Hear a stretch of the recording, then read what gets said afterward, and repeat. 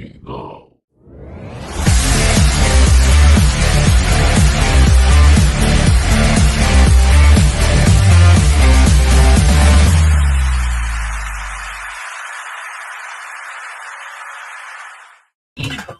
Wow.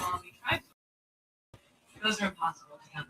This is a little bigger than it. All right, there we go. What is going on, y'all? You already know what time it is. It is time for the most, or I should say, it is time for the very first episode of 2026 of the most uncut, unfiltered, and uncensored sports talk show you will find on social media. Now, you already know how the rest of this game plays out.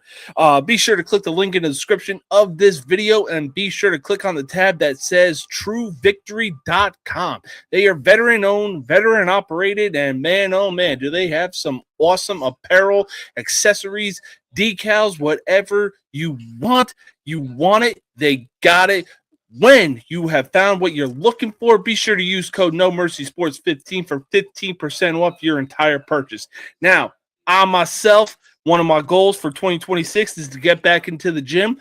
One of the things I plan on using is Beachbody, the at-home workout programs. Man, I tell you what, I have crapped on Beachbody for so long, but once I officially tried Insanity, I learned the hard way why it is no joke. Shaun T is no joke. They have every single workout program from beginner to intermediate to expert. You're not going to want to miss it. Once you have found the package that you are looking for, be sure to use code JamesKBody, Bravo, Oscar, Delta, India for 15% off your entire purchase. Now, you already know how this show works. Let's get right into it, baby. Why? Because it is time for the very first episode of 2026. Let's kick it off in the best way possible, baby, and let's make it a year to remember.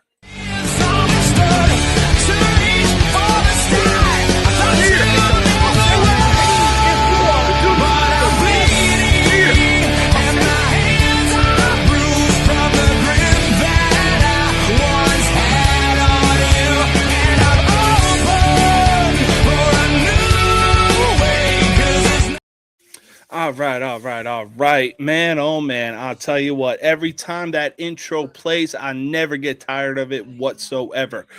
But I already got some people joining me here tonight. Everybody's going to be coming in at their own time. Why? Because our schedules won't match up, but hey, that's life for you. You know what I'm saying? But we do got one person waiting backstage right now, and here he is. So go on, Pittsburgh, steal my girl, ring my heart, mess me up, hit me hard, gonna get back up, we both know the deal. You can break what's strong as Pittsburgh Steel.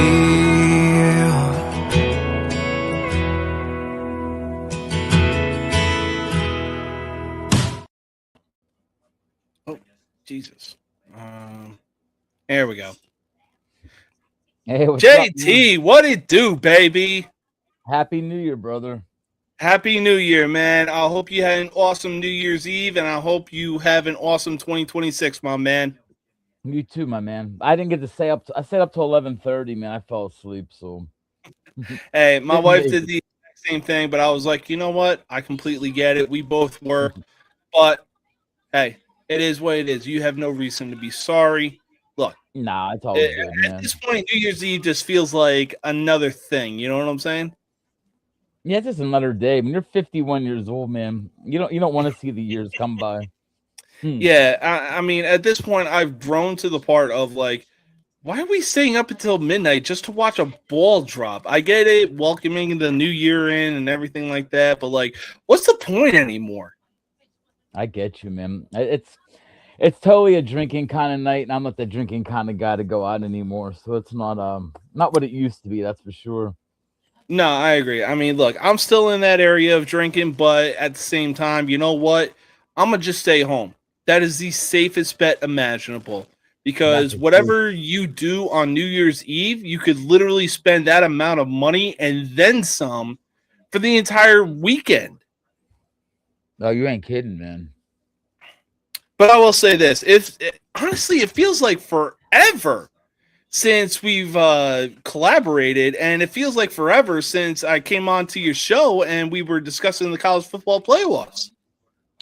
Yeah, that was probably that had to be close to a month ago now, I guess. About 3 weeks ago, probably the playoffs, because they were announced about 3 weeks ago. Oh yeah. Still got my champ out there. Indiana still riding. Oh man, we're gonna get to Indiana in just a bit, but there were a few other bowl games that had happened. One bowl game was between Penn State and Clemson. Now let's talk about Clemson, because it is crazy how things can change in an instant. When what we thought was going to be the national championship game between Clemson and Penn State ended up being a regular bowl game in Yankee Stadium, for crying out loud. And ironically, the expectations for both teams were very high going into this season. But that's the beauty of college football. When Penn State and Clemson were on the downfall, teams were on the rise, i.e., Indiana, Miami, Georgia, the list goes on and freaking on. Now, despite all the success that Dabo Sweeney has brought to Clemson, is it time for Clemson and Sweeney to part ways after Clemson's loss to Penn State in the Pinstripe Bowl? I'm not sure it's time for them to. I mean, the guy's still coming off two national championships in the last 10 years, but I don't look at the bowl games anymore as like a win or lose kind of thing anymore, man. I don't, because so many guys now are NIL, or they're going into the transfer portal, or they're sitting out of the game. So these bowl games for the most part to me are a joke when it comes to if a team loses or wins. But I think Dabo. I mean, Dabo, I think he's earned the right to earn his pay till they want to pay him out, and he'll go somewhere right away, man. He's sort of like if Nick Saban wanted to coach, he'd coach again. I think Dabo Sweeney's in that boat. I think he just had a rough. I think here's what I'm going to tell you right now. Doing the draft stuff that I do at Sports Bible, I never have been impressed with Cade Klubnik. I haven't. And that's a pretty hot take. A lot of people coming into the show, oh, he's going to be a Heisman candidate, and if you go back to Andrew's earlier shows, I was like, no, he's not, man. And no, trust me, I was on that same exact ship. I even got laughed at because they were like, yo, who do you think is going to win the ACC? Don't lie, you think it's going to be Miami, don't you? Well, unfortunately, Miami didn't win the ACC on some stupid-ass bullshit as the season came closer to an end. They're the best team in the ACC, though. They're proving it now. I mean, they're right now, they're a scary team, man. Very scary. Oh, yeah. No, I mean, I completely agree with everything that you said. You know, Dabo, he's paid his dues. He arguably the greatest college football coach in college football history.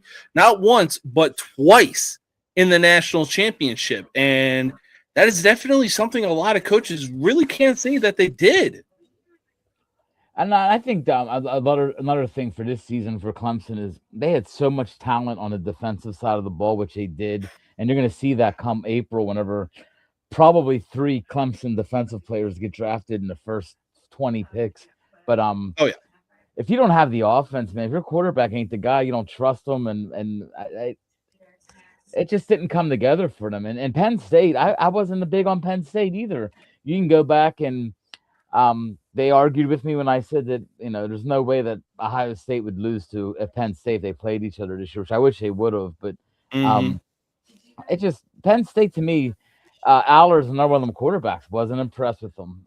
Penn State, a lot of good defensive players, and that's what's crazy. Clemson and Penn State, if you put their defenses together, they're going to have about 9 or 10 guys next year in the NFL, which is crazy from this teams. And it really is. And I mean, the season that Penn State had, I mean, I did not foresee them to go on like a 3-game losing streak that early in the season. Not only that, Indiana coming to town and actually beating them in the final seconds of that game. But Yeah, man, and that was the worst. That was probably Indiana's worst game of the year too, if you think about it, because they were yeah, they should have annihilated Penn State at that point in the season. With the interim coach, Penn State not having their quarterback, and they play Penn State. That was probably Penn State's best game of the year. I mean, if they'd have beat Indiana, that would have been a huge upset in hindsight now, because Indiana's just they're cooking, man. They're really cooking. oh yeah, no. And one thing I've been seeing on social media is like, oh man, it's actually crazy to think that Alabama had the chance to hire Curt Cignetti. I'm like, what? Cignetti had the chance to continue the dominant run that Nick Saban had forged since 2007, and he went to Indiana, and Alabama brought in Kalen DeBoer. Yeah, and I think DeBoer is very overrated, man. I think he looks lost on the sideline. I don't think he has control of that team. I mean, big win last week, but geez, man. I mean, the way they lost to Georgia, the way they just got crushed by Indiana, they're not a very good team. They're really not. But let's go back to Penn State, because it really is safe to say that Indiana is the real deal, especially the beatdown that they put on Alabama in the Rose Bowl. Not to mention that during Penn State's fall in the rankings this season, they had a chance to bounce back and keep their streak alive when Indiana came to pay a visit. However, Curt Cignetti and Fernando Mendoza had other plans and would get the win against Penn State in the closing seconds of the game. However, though, they say when one door closes, another one opens. With a rough season in the books, despite a bowl win over Clemson, if Penn State can make the right moves in the offseason, could they be back in the conversation for a national championship? It depends on. I mean, I know at the beginning, they had a ton of guys that bailed for the portal, so I don't know what they're losing, so to speak. But they usually recruit well. But that was with James Franklin, so it's going to be interesting to see what Matt Campbell brings in and how he does with the portal, bringing guys in. But I mean, can they? I mean, they're always going to be a top 3 or 4 team in the Big Ten. I think you got to look at Indiana, Michigan, Oregon, Ohio State. I'm for. I mean, and then you got other teams now like Iowa. Teams are getting better each season, but I would say no. I wouldn't say national championship. I would say they might be able to compete for like a Big Ten title game, but that's about it. I can't see. So essentially, kind of clawing their way back in a way. Yeah, I think Matt Campbell is going to have to take a year or two to establish the program, do what he does. I mean, as much as I didn't like James Franklin as a head coach, great recruiter, man. I mean, I'm a Pitt fan, so we battle for local players, and James Franklin was tearing up, getting all the guys. So you're starting to see a little shift in that way now, because a lot of them guys are going to Pitt, or they're hitting the portal now. So we'll see if Matt Campbell stabilizes it and gets them back on track. But I think Ohio State, man, Ohio State's like how Alabama used to be. They're gonna just bring in a bunch of play. They're just gonna keep always having these. They have Jeremiah Smith next year and saying, I mean, they're gonna be unbeatable again. And the way Cignetti is, how can you're gonna keep saying Cignetti can't win? I mean, the first year was like, oh, Indiana's not for this real. is his second year, mind you. Second year. I mean, you saw during 5-star recruits. You saw during the roundtable we did. There's still guys that didn't believe that they're real this year. I mean, no, they're not gonna. They're gonna lose first round or vice versa. And it's like they ain't getting the respect, man. They're not getting that for a team that's just annihilating people. Nobody believes in them yet, but I'm telling you, I do, man. After watching that game yesterday, can't see. I mean, look. I'll tell you what, I fully believed in Indiana and what they were capable of, especially for Curt Cignetti, after their Big Ten championship win over Ohio State. Now, it looked like that Ohio State was just like, fuck it, we'll let Indiana have this one because it's been nearly 60 years. But after what Miami did to them, it was like, are y'all even trying? No, I get it, man, and that's what sucks about the new playoff system and the NIL and the portal and all. But these championship games, did that game mean anything? Because Ohio State and Indiana were both they were getting a 1 or 2 seed. Everybody in the Mhm. world knew it. So that game Oh meant yeah. nothing. So these games mean less. Um, these bowl games that you watch even now, like I mean, like that Penn State Clemson game, these guys don't. At this point, do you think a Penn State player that's going to go in the first round is really going to play and get hurt in this game? I mean, does it make sense? Yeah, no, for sure. I mean, look, I like how the college football playoff bracket is set up. Everybody who like, Indiana, Ohio State, Georgia, and Texas Tech. Obviously, they all went out, won their conference championships, or except for Ohio State, and they got a bye week. But at the same time, it's like, you know what? Screw it. Just start with a 16-team bracket. Well, obviously it's going to be ranked, but let's exclude the conference championships, and kind of make it like the March Madness tournament type of style. I like it. I mean, the bye teams are 1-7 the last 2 years. Indiana, the only team winning. Indiana literally broke that record yesterday. That's what I mean. And it's like, I mean, who would have thought? I mean, honestly, I didn't pick Georgia to go far, but who would have thought Georgia would have lost to Ole Miss after the way they've been playing down the stretch? And I think that we killed them, man. I think that game Ole Miss got to play last week, or a week and a half ago at least, and Georgia's been sitting around for what 3-4 weeks. It's tough, man. Right here, 16 teams, no buys. Like I said, March Madness type of tournament, bro. Let's freaking get it. That's one thing I think that fans were actually hoping to get, not like first round buys and everything like that. And if you're gonna do the no buys, then put the Chris teams at the end. Put Tulane at 16, or they got to be like their bye. Like, hey, you're gonna play that James Madison. That'll be like their bye sort of kind of thing. You're gonna play the weak teams. So we all knew going into that first round that Tulane and James Madison was gonna get annihilated. So why not just do the 1 versus 16? Have the James Madison as a 16 team. I mean, hell, sometimes you never know. Like, especially with the March Madness tournament, you never know. Sometimes we will get a game like 16 seed UMBC going up against number 1 seed Virginia, and UMBC wins. The only difference in that, and I get your point, football is different than basketball, though. I mean, basketball, you can have that one day where, I mean, Virginia wasn't a good shooting team. You get that one day where, hey, you're hitting your shots, they're not. Football's a little different, and we explained that to Crystal on our podcast. About you're playing against offensive linemen that are 6'4", 330 as an average, and you're James Madison with 6'1", 230 guys playing defensive tackle. So there's a big difference in football. But I like that point, because I think they're going to start looking into that. If you're 1-7 in 2 years now for the teams with the bye, that's not a good strong sign for a team that wants to. You're better off being a 5 or 6 seed now, and you get a home game to boot.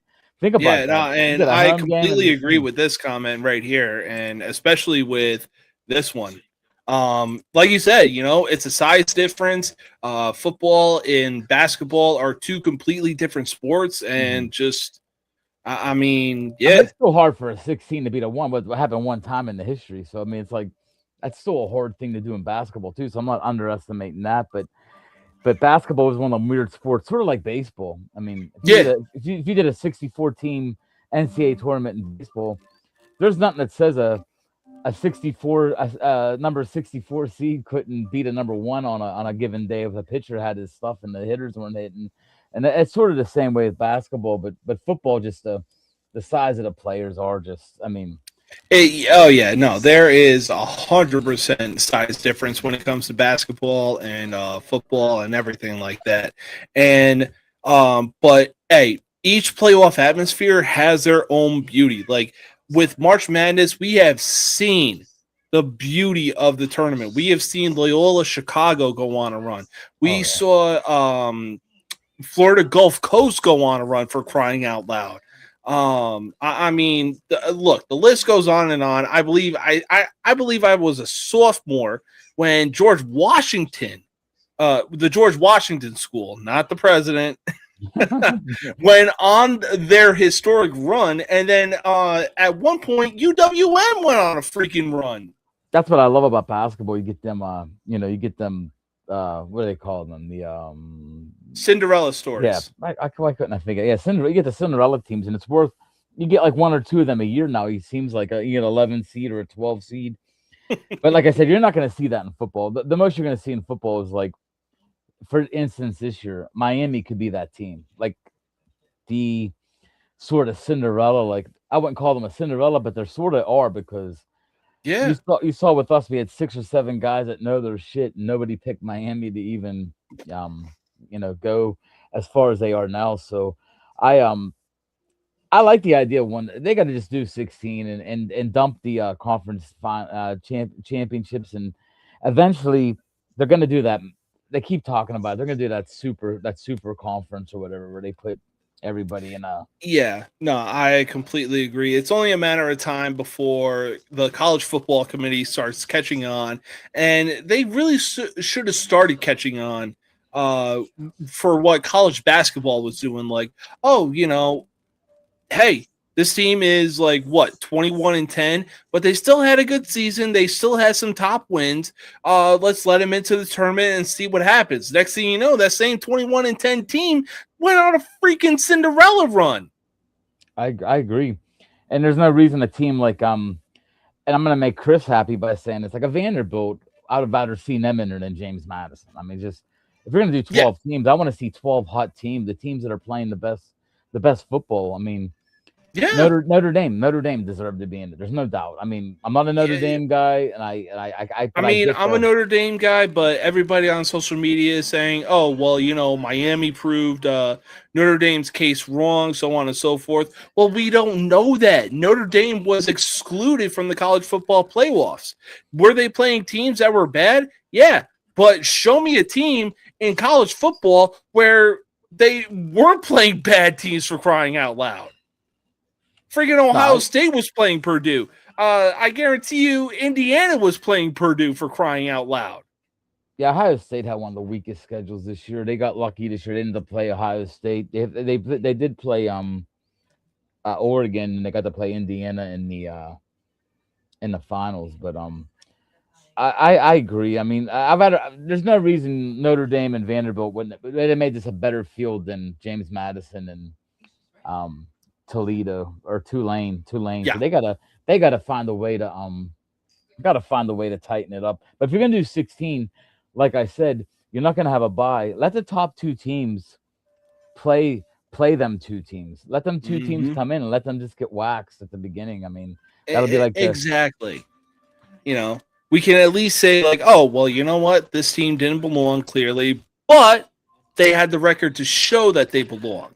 And now they get to get waxed by Ohio State or whoever number 1 seed is next year. And I like that idea because, I mean, you're not going to get a bye. You get to play some football. And I think the teams would be up for that, too, because I think they're starting to prove now that you don't want to bye unless you're Indiana. I mean, Indiana, the only team I've seen play in the last 2 years that got a bye and looked amazing. So. Oh, yeah, no, I completely agree. But we're going to still stay on the topic of the college football playoffs. Why? Because for 23 years, Miami has been carrying the grudge against Ohio State after their loss to them in the 2002 national championship game on one of the most controversial penalties in college football history. You can argue with a wall on that one because I am telling you, I saw the 30 for 30 of the 2001-2002 Miami Hurricanes. Saw the replay, but the stage was set for the Hurricanes to get their get back against Ohio State. After going up 14-0 on the Buckeyes, Miami would not take their foot off the gas pedal and wouldn't look back as they would get the win 24-14. With Miami getting the win over the defending national champs, is it possible we could see the Hurricanes in the national championship? I'm telling you, I just told you. I think they're the scary. Besides Indiana, to me, they're the second scariest team left in this field. Um, Mm-hmm. I really think that I really think the way their defense is, I haven't seen a defense like this in college football that is this dominant. I mean, I said all year long, I love Ruben Bain. Ruben Bain tore up Pitt late in the year, and he's tearing up everything right now. And this kid's going to be a top 5 draft pick. Uh, why I don't. That's always the argument with Notre Dame. But the thing is that they constantly play on NBC, and with Notre Dame and NBC, it's always a cash grab no matter what. Like, I was even talking with one of my buddies from El Paso, and he said, it's about money, it's about location, it's about this, it's about that. And I'm like, yeah, look, at the end of the day, it's always going to be about money. Tulane did not have the money. They went into Oxford, Mississippi. Chris picked them to upset Ole Miss, but look how that worked out. To get back to Miami too, Miami and Ole Miss is a great matchup because that means one of them two teams are going to be in the finals, and both of them teams weren't supposed to be where they're at. I mean, especially they beat Ohio State and Georgia. That's a phenomenal matchup from two teams that basically beat. I would say you saw what our picks were. A lot of people took Ohio State, a lot of people took Georgia. A couple of people took Indiana. So you basically they knocked two teams out right away, like that are most teams are picking in the finals. So my reason for Miami not making it is one reason, and it's Carson Beck. Which Carson Beck are you gonna get? If you get the good Carson Beck, hey, doesn't make mistakes. They use their running game, which their running game is very underrated. Miami. Mark Fletcher had 90 yards on 19 carries last game, and he looked good, man. Especially at the end of the game, he basically put the game away with a couple big runs. Miami's got the defense to beat anybody, and that's including Indiana. Like, I would love to see a Miami-Indiana final. I think that'd be a great matchup of defenses. Yeah, no, for sure. I mean, after Indiana's win over Alabama and Miami's win over Ohio State, and not to mention Ole Miss beating Georgia, I was like, you know what? Fuck it. I'm going off right now. I'm gonna take, you know what? Give me Indiana versus Miami in the national championship. Miami's never seen a championship or national championship appearance since 2001. Indiana has never seen a national championship appearance, but at the same time, you got these two schools who have been making a run in the college football playoffs. Oh, you got my attention easily. Yeah, and Indiana got a tough matchup, man. Oregon's not going to be an easy one, but I still think that they I think after watching them last week against Alabama, I don't see Oregon being able to do much against Indiana's defense. No, fucking Cignetti was looking. The way he was on the sideline was literally the same way that Anakin Skywalker was in Revenge of the Sith when he got closer and closer to the dark side. When you saw his pupils go yellow, that is what we saw from Cignetti. He didn't just want that win. He wanted Alabama's soul. He took it too, man. I think DeBoer looked like a beat down. He looked beat down at halftime when I interviewed him. I thought that the wife just said, Cignetti said, "I've come for your pickle." It was funny. Which is true. It was funny because I was talking to Andrew during the game. I'm like, it was like running around halftime. I'm like, I think Indiana's for real. Oh, a lot of game left. He took Alabama, of course, going to the finals, I think, didn't he? He took them a long way. I know that. He took them against Indiana. I know that. Yeah. Honestly, I had Indiana going to the semifinal, beating Oklahoma, but like this comment says, Cignetti looked like a man possessed. Indiana could have won 56-3, and Cignetti wouldn't have been happy. Cignetti's the real deal, man. Like, he's the real deal. I mean, he is the new Nick Saban. There's no doubt. He really is. He really freaking is. And man, this is the same Indiana school that is mostly known for their basketball program. Now they got a football program. That's they're rocking and rolling right now. They're recruiting and everything's going through the roof right now, of course. So they're gonna be locked in now for probably the best part of the next decade. And with Cignetti, he's gonna get good recruits. They're gonna get 4-star, 5-stars they're not used to. Like, he's doing this thing. Speaking of zero 4 to 5-star recruits on that team, and he's got them in the semifinals. Yes, and that defense, man, I'll tell you what, that Aiden Fisher, he brought a couple of the guys over with him from the small school he was at, and it's amazing how they're performing. So, yeah. Like, we are about to see a Sith Lord run from Curt Cignetti and Indiana, and I cannot wait for it. But speaking of, like I said earlier, it is safe to say Indiana is definitely the real deal after the beatdown they just put on Alabama in the Rose Bowl. And that's something I didn't have on my 2025 bingo card. Even crazier, when the camera panned to Curt Cignetti, this motherfucker looked like a goddamn man possessed. He still wasn't satisfied. No, he's not smiling. He's not going to smile till he raises that trophy, man. Oh, yeah. I was going to say, could Curt Cignetti, at the end of the day, regardless of what Indiana does, if they're eliminated in the semifinals or lose a national championship, could Curt Cignetti make Indiana football a destination for future football players in the 2 years that he's been the head coach? Oh, he's already done it, man. I told you they're starting to hook on 4 or 5 stars. You saw what they did last year. He did a real good job too with the portal. I mean, Mendoza was a nobody from California. He went to Cal. The turnaround was insane. Yep. They were coming off a 2-10, 1-8 season. And then last year, the only reason they lost their games because they said their offensive line and their defensive line were getting bullied. He went out and just got what he needed for both sides of the ball, man. That defense is... Bro is about to put the Big Ten on fucking notice. Oh, yeah. You got 3 teams now every year, and then maybe possibly 4. I mean, Michigan sort of... They got their new hire, too. Be a sleeper team in the Big Ten. Mm-hmm. That's what I mean. It's crazy. The Big Ten's looking good, man. Mm-hmm. Yeah, but I mean, I actually saw something on First Take this morning that blew my mind. Now, obviously, there are a few SEC teams that are moving on in the college football playoffs, but one thing I saw on social media is 100% true.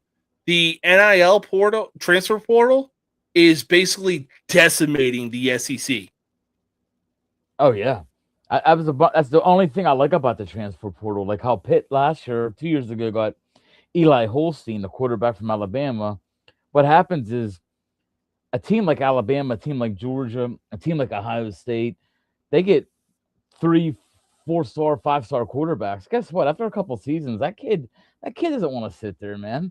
So the portal opens up. What happened to Joe Burrow when he went to Ohio State? Urban Meyer was like, "Nah, kick rocks, kid." Yeah, that's what I mean. And that was before the portal was the portal in the NIL. Imagine if there's NIL back then, what Burrow might have got. So these kids are they're free agents themselves, man. I mean, yeah. I mean, they got the kid from Iowa State right now, Rocco Beck, the quarterback who I've always liked. Mark my words, he's going to go to Penn State. They have Matt Campbell who was the Iowa State's coach. So look for Rocco Beck to go to Penn State. But dude, there's so many people in the portal. You can't even there was somebody talking about that the other day. You can't even really write about who's in the portal because there's so many people and it changes every day. I mean, I think Pitt has 24 players in the portal and like 11 of them are starters. It's just terrible right now. I was even going to say, there's not a time during the day, whether it's the off season or even during the regular season, I get an update from ESPN like, oh, this player that was supposed to commit to this school committed to Auburn or committed to Alabama, committed to Notre Dame or whatever school. And I'm like, damn. Yep. It's I get it. It's good to a point.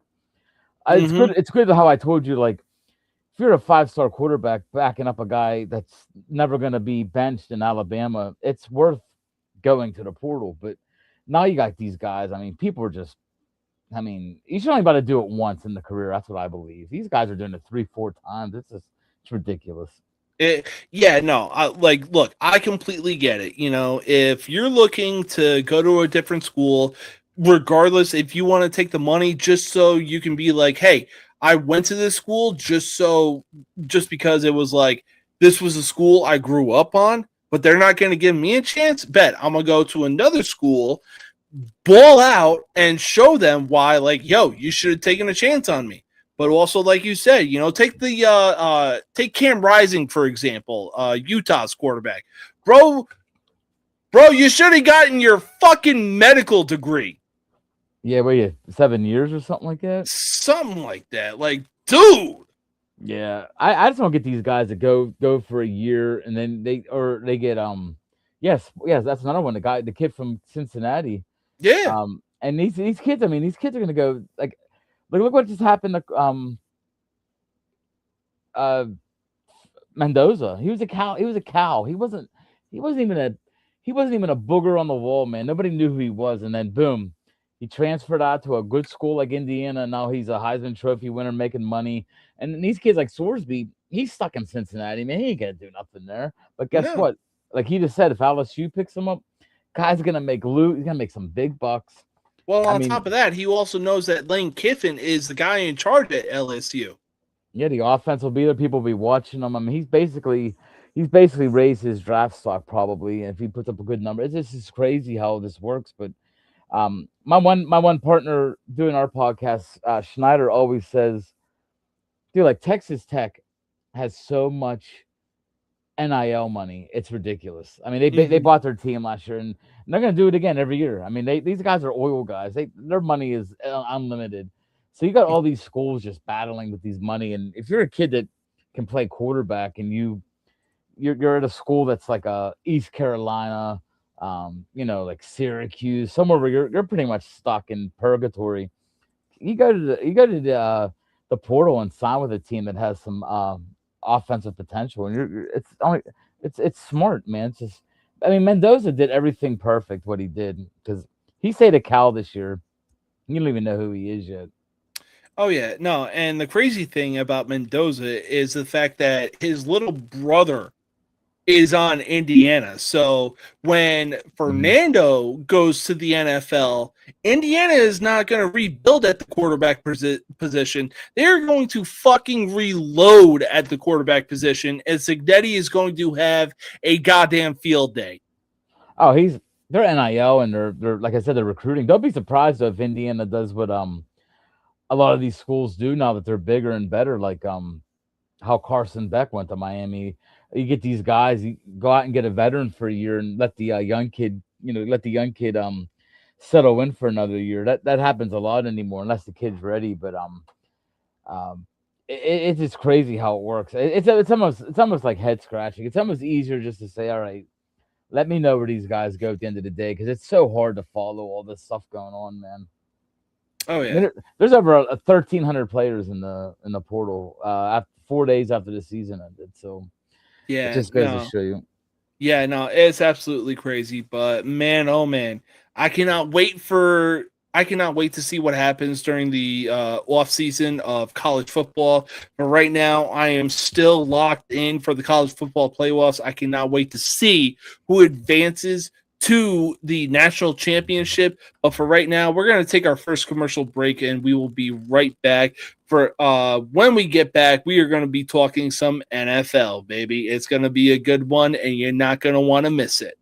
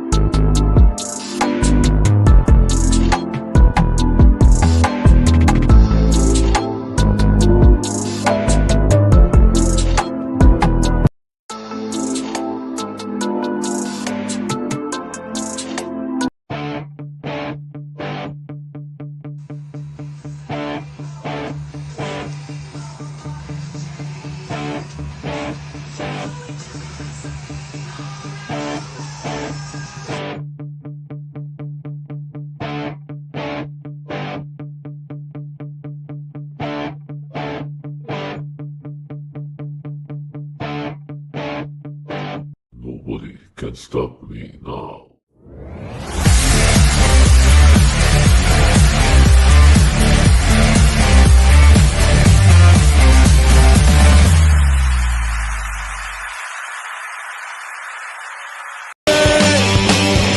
I know I'm being used. It's okay because I like the abuse. I know playing with me.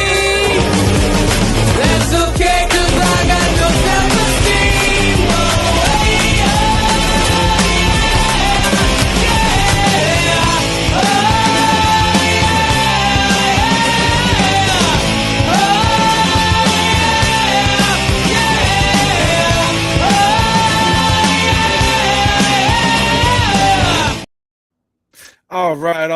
All right. Welcome back, y'all. Welcome back. Now, we already got our college football talk out of the way. Now it is time to discuss some NFL football. For example, I think it's safe to say that the NFC West has been an absolute war zone for 3 out of the 4 teams. The Seahawks, Rams, and Niners all have the chance to make the NFC West be the first and only division in NFL history with 10 plus wins. But as always, it's not about how you start, it's how you finish. The Niners, who have been suffering some injuries, have bounced back since then, sitting at, I believe, 10 or 11 wins. The Rams, who have been playing some insane football with Matthew Stafford quite possibly being an MVP candidate this year, sit at 12 wins. And the Seahawks, who honestly made one of the best signings this offseason, bringing in Sam Darnold as their quarterback. Tried to tell y'all, Minnesota, with the Seahawks sitting at 13 wins. Out of the 3 teams in the NFC West, who has the best chance to make a serious playoff run? You had to, just so you know, you have them a little bit mixed up. Niners have 12 wins and the Rams have 11. Thank you. No problem. The Seahawks, I do like what they're doing right now, but I'm telling you what, I know the Rams have lost 2 in a row. I really liked what they did all year long up until these last couple of weeks. I think Matthew Stafford still has a real good shot at the MVP award.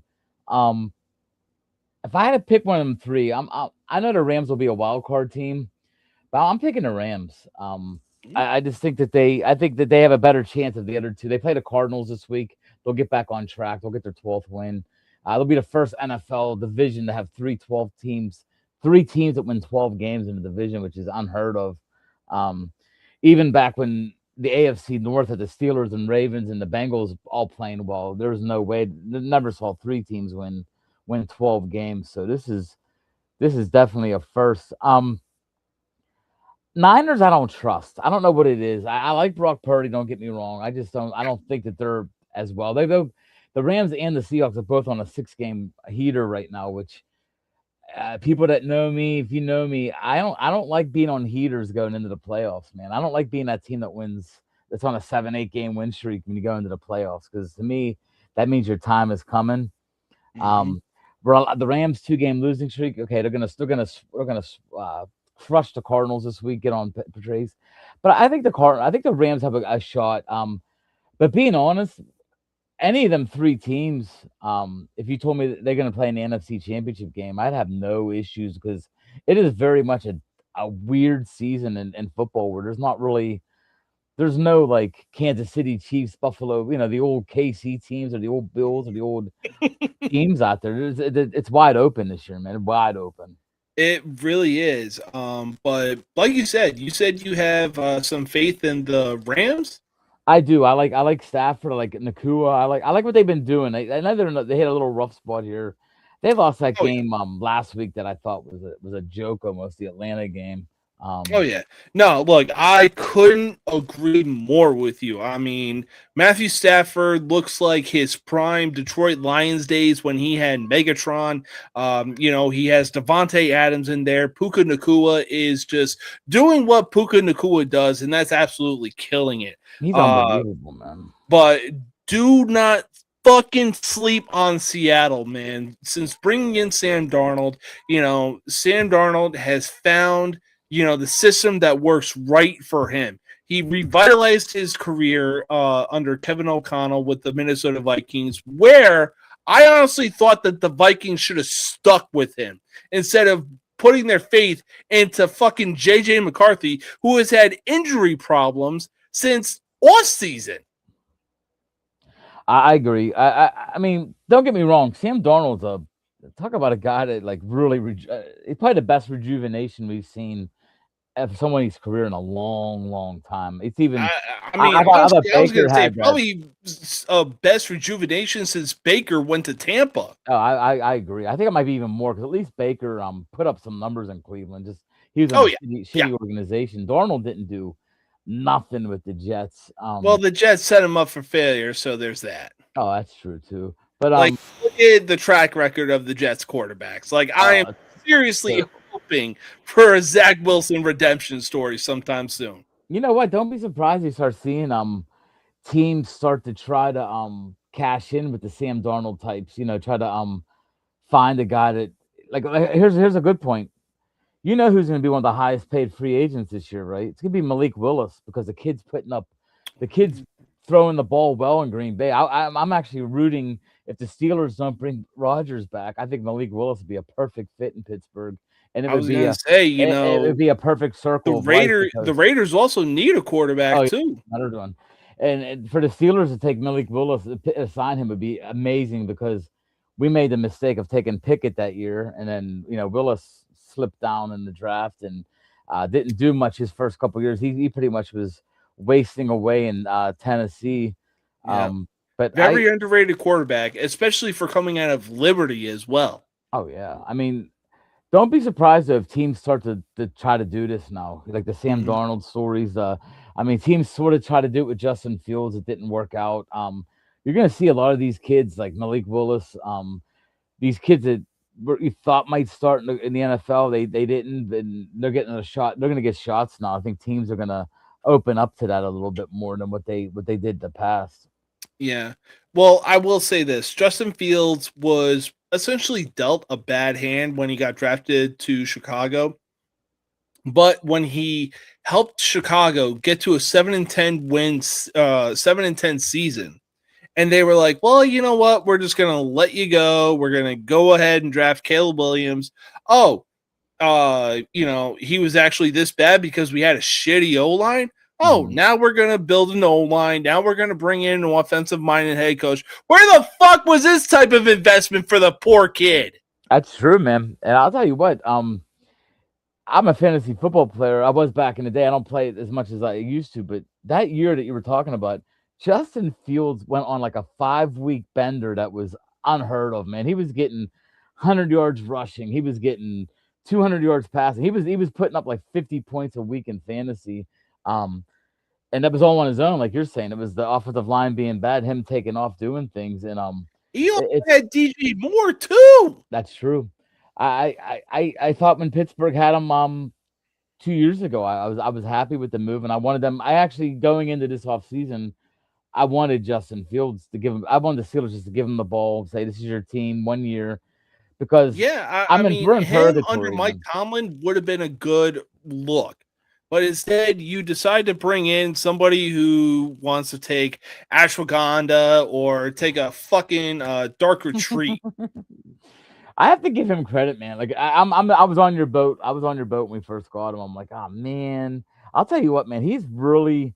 I knew he was a good quarterback. I mean, the guy's a Hall of Famer, but he has really proven that he's got a little bit of a toughness I didn't know about. Like he's actually fun to watch. The problem is Arthur Smith is literally the dumbest offensive coordinator in the history of football. I've never seen a guy with no creativity whatsoever. The Steelers, if you watch a Steelers game, it is literally quick screens, handoffs, just nothing exciting, man. And now that Metcalf's out, I mean, we're in purgatory. We're gonna get waxed by Baltimore. We're gonna be out. We're gonna be 9-8 again. We're gonna pick 19th or 20th again. We're gonna do the same shit. And that's why I said I wanted to give the ball to Fields, because I thought the worst case scenario, we go 4-13. All right, we shit the bed. I know people in Pittsburgh don't want to hear that, but people in Pittsburgh are mad at we win every year. They're mad. Oh, same old shit. We win, but we can't win a playoff game. I'm like, do you know how many teams in the NFL? I did this on my podcast the other day. Since the Steelers won their last Super Bowl, do you know how many teams have won the Super Bowl? That was 2009. Only 11 different teams have made the Super Bowl in that time. So think about that. There's 21 teams, including the Steelers, that haven't won a Super Bowl. That's how hard it is to win a Super Bowl in the NFL. And people are like, we have 6, but we're very spoiled here in Pittsburgh, man. And sometimes you hear these people, oh, we got 9-8, 10-7. I'm like, dude, you go to a That's Jets your game. fucking standard? Yeah. I mean, dude, go to the Jets and ask them if they'd want to go 19 years without a losing record. See what they would say to you. Oh, yeah. But, hey, look, TC, I'm going to tell you right now, go onto YouTube and type in Justin Fields, Ohio State highlights. I guarantee you, if the Bears front office put in that type of investment around Justin Fields, that's the Justin Fields you would have been seeing. I agree, man. I mean, look at. Yeah, I agree. I agree. He's a Pittsburgh guy. He's a Pittsburgh guy. TC, except baseball. By the way, TC is the designer of my Sports Bible logo. We did it 10 years ago. So, well, hey, I'll tell you what,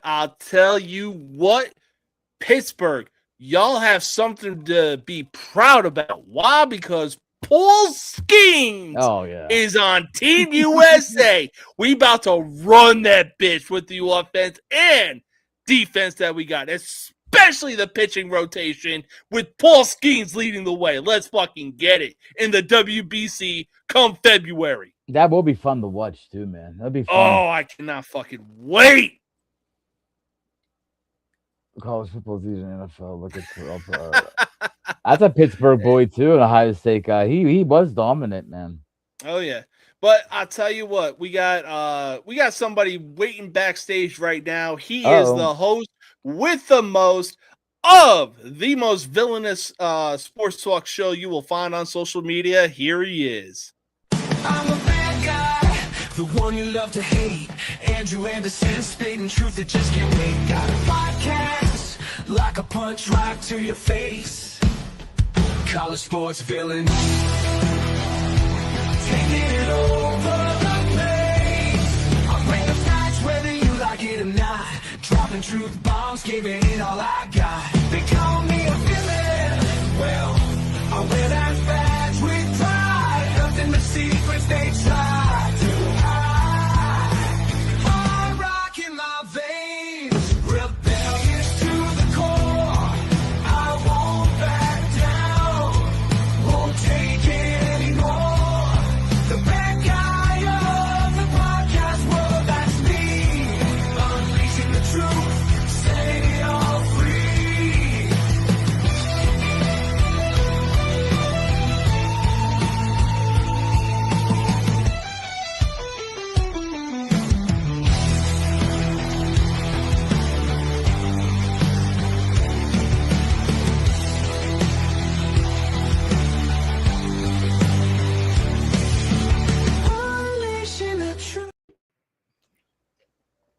Mr. Anderson, what it do, baby? I'm home. I got the boy fed, so it's no mercy time. What's up, brother? Hell What's yeah. going on? Most importantly, how was your New Year's? My New Year's was great. I was off yesterday. Got to spend it with the boy. I got to spend it with my wife, and I got to tell you, it was the greatest ever. Hell yeah, that's the one thing that matters. But let's bring you up to speed right now. Look, so one thing we were talking about in the first segment was, man, oh man, crazy how things can change in an instant. Despite all the success that Dabo Sweeney has brought to Clemson, is it time for Clemson and Sweeney to part ways? No, that's crazy talk. Let me go ahead and tell you. So you have a few down years. So did Joe Pa. So did Bobby Bowden. So did Steve Spurrier. So like you got to put this in perspective. In the last 10 years, Dabo Sweeney has went to 4 national titles and won 2 of them against Nick Saban. So what you've got to put together here is, if you're Clemson, if you do choose to move on, which they won't because they're not stupid, like the next coach is like, okay, well, if I don't go in there and immediately get 4 natties in 10 years and continue that trend, I'm not going to have a job. No, it is not time to move on from Dabo. He's already announced he's going to use the transfer portal. That's crazy talk. He 2 natties to Clemson, and he won 2 against Nick Saban, bro. Come on, Dabo's fine. I was going to say, correct me if I'm wrong. It was announced that Clemson said that they fired their offensive coordinator and defensive coordinator as well. No, defensive line, defensive back coach and offensive coordinator. Garrett Riley was ass. I remember fans wanted him, and I was like, nah, you don't want this guy. He fired him, but they said they're bringing back Chad Morris, and people are kind of giggling, but like, he had a lot of success when Chad Morris was the OC there at Clemson. Dabo's fine. Like, Clemson's probably going to win 10 games again next year, go to the playoffs, win the ACC, and probably what's going to happen. No, man.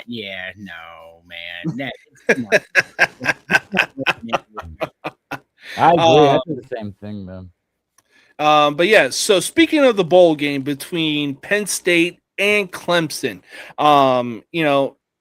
like I said, it is pretty safe to say that Indiana is a team to be reckoned with, especially after they went into Penn State and beat them in the closing seconds. With a rough season in the books, despite a bowl win over Clemson, if Penn State can make the right moves in the offseason, could they be back in the conversation for a national championship? Penn State? Mm-hmm.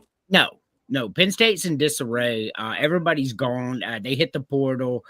They got a good coach, but they didn't get a great coach. They downgraded coaches, honestly, to be honest with you. Yeah. No, they're not going to be in the national title picture in the next few years. It's not going to happen for them. They're going to be around a 6-6 program for a couple years, man. No, they will not be back in the national title picture. All right. You know what? That's fair enough. So let's move on to the college football playoffs. It has been 23 years that Miami has been holding that grudge since the 2002 national championship game on one of the most controversial penalties in college football history. I will die on that hill. However, after Miami got their get back over the defending national champions, is it possible we could see Miami in the national championship? Yeah. So, I mean, Ole Miss had a really good game against Georgia. If they play Georgia 5 more times, they lose. Mm-hmm. Miami went and pushed Ohio State around. Ohio State's a better team than Ole Miss. I don't care who you are. I don't care what you say. They're better coached. They're better athletes. They're better players. They're a better team. And if Miami could dominate them the way they did, they're going to do the same to Ole Miss. Miami's going to be in the national championship game. Oh, yeah. No, and even crazier is that Mario Cristobal was one of the assistant coaches under Nick Saban. My God, does Nick Saban's coaching tree need to be fucking studied by fucking Sherlock Holmes? Because that's a fucking mystery Sherlock wouldn't be able to figure out. I mean, he's the GOAT. All 4 coaches that are coaching in the Final Four are Nick Saban disciples. They have all coached for him at one time or another. I mean, Kirby Smart was as well, but when you look at the coaches that are in the semifinals right now, they're still under Nick Saban. Just goes to show what type of coach Nick Saban was. Look, I'm high on Miami. I had Miami at number 1 weeks 3 through 9 until they had the strings falling off. I was watching them play with the best team in the country. So they just manhandled Ohio State when Ohio State really was just a 27-yard field goal away from probably beating Indiana in overtime. Miami's dangerous. Mm-hmm. Miami may fuck around and win it all. Well, now see, you talk about Miami winning it all, but let's talk about Indiana because, man, oh man, if you watched that Rose Bowl game, every time that the camera panned to Curt Cignetti, the dude looked like Anakin just delving more and more into Sith mode. Like, you could just see it on his face. He wanted Alabama's soul in that game. So Alabama got exposed against Georgia in the SEC championship game. Yeah. Cignetti's a good coach. He saw what happened. He took full advantage of it and moved on. Alabama's tons of injuries. He figured out where that was. We all know Cignetti's a great coach. Nobody is disputing that fact. Are you asking me who? I mean, if Indiana? Well, the question is, could Curt Cignetti make Indiana football a destination for future players in the 2 years that he's been the head coach? I mean, like, it's already a destination. Do I think that Indiana football is the next Alabama? No, I don't. He's working towards that. That's his main goal. It looks like. But that's everybody's goal. Let's be honest. Everybody wants to be Alabama. But no, they're not going to be next Alabama or anything. They'll be very good as long as he's there. But no, I think there'll be a destination for players. Yes. Do I think they'll be the next dynasty? No. Yeah. You know what? That's fair. But all right, so let's move on to some NFL right now. The NFC West has been an absolute war zone for 3 out of the 4 teams, the Seahawks, Rams, and Niners, who all have a chance to be the first team in NFL history to be the only division with 10 plus wins. But as always, it's not about how you start, it's how you finish. With all 3 teams, or out of the 3 teams going into the playoffs, who has a better chance to make a serious playoff run? Out of the West? Mm-hmm. San Francisco. Like, San Francisco's out there. I mean, when San Francisco's on, they're the best team in the league. I think they're fantastic. And I think if C-Mac stays healthy, San Francisco is going to be a real problem. I think we're going to see a San Francisco-Denver Super Bowl, and the child in me, of the 80s child in me, would love nothing more than to see that matchup come to fruition. But San Francisco is the answer to the question for me. You know what? I'm going to go out on a limb right now, and maybe it's just because I was stationed there. But God damn it, I'm going to take the Seattle Seahawks. Sam Darnold has been looking insane since he signed that 3-year, $100 million deal. One of the most underrated signings for the Seahawks during this offseason. The Seattle's got plenty of weapons for him to work with. They got the coach for him to work with as well. Basically the same scheme that Kevin O'Connell had when he was playing for him in Minnesota and everything like that. Granted, look, I give a ton of respect to Matthew Stafford playing at an MVP level with guys like Devontae Adams, Kyren Williams, Puka Nacua, but honestly, I think that Seattle can make a very serious playoff run if Darnold keeps this kind of competition up. They're 13-3. It's hard for me to argue with you, but I just don't see that happening. Yeah. But speaking of the Minnesota Vikings, where Sam Darnold played his last season, It's only a matter of time before Justin Jefferson decides to get the hell up out of Minnesota, especially with the amount of quarterbacks that have come through that team.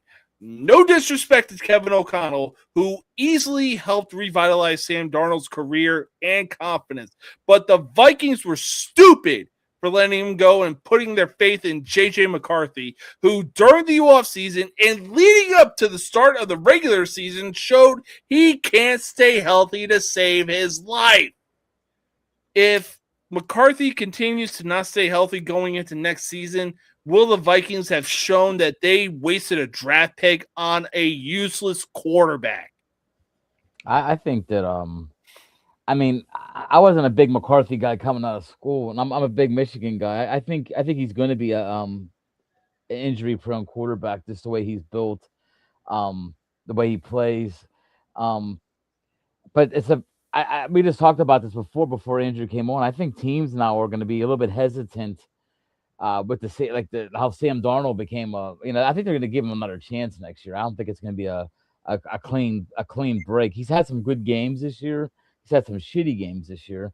But I don't know if Minnesota gives up on him, so to speak. I wouldn't be surprised if they bring in a better veteran maybe to be there in case he falters, gets hurt. I mean, but I don't think they go out and draft one. This is a bad draft season. It's a bad draft class, man. Like honestly, it's not nowhere near what people thought this class was going to be.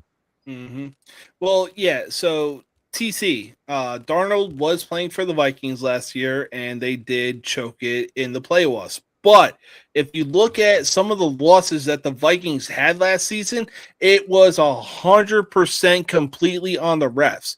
When you have an eye exam building like not Everclear. Oh my God, that's a band.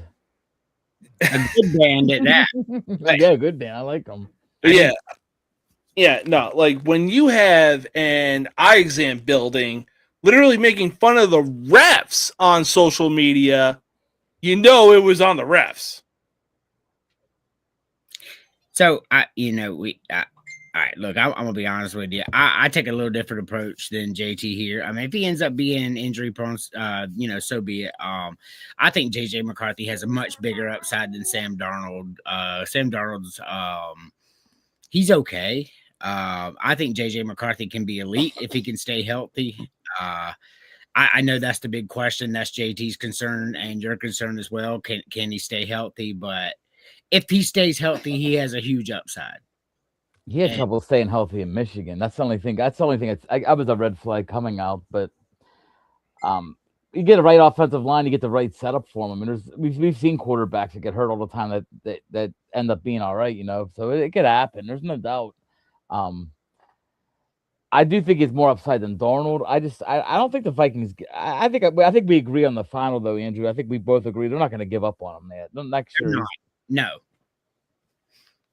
Yeah, I think one of the things that the Vikings need to do going into this draft is, I guess in a way, draft in an O-line. You already have your defense set up.